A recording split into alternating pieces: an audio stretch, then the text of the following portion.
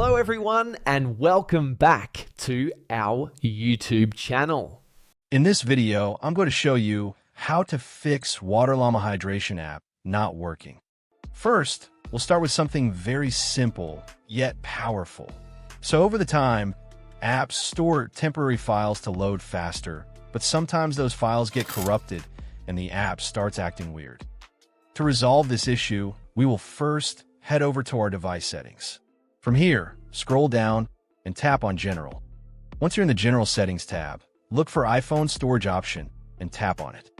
Over here, you can either search for the app or you can scroll down and look for it. Then tap on the app. On the next screen, you need to tap on the Offload app option. A confirmation pop-up will come up. Now tap on the Offload app option here. It'll take a bit for processing, and then a reinstall button will show up. Simply tap on it to reinstall the app. This should resolve the issue, but if it doesn't, then you need to check if the app is running an older version. Head over to App Store. From here, double tap on this search icon in the bottom right corner, and then search for the app. Once the app comes up in the search result, and if you see this update button right next to the app, simply tap on it to make sure you're running the latest version of the app.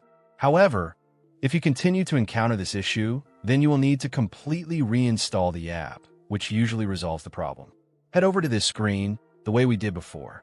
And over here, tap on the Delete App option here to uninstall the app from your device. A confirmation pop-up will come up.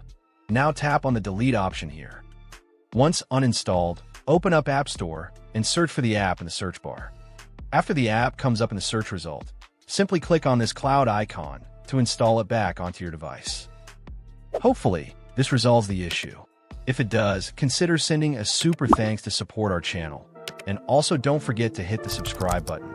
We'll see you in the next video.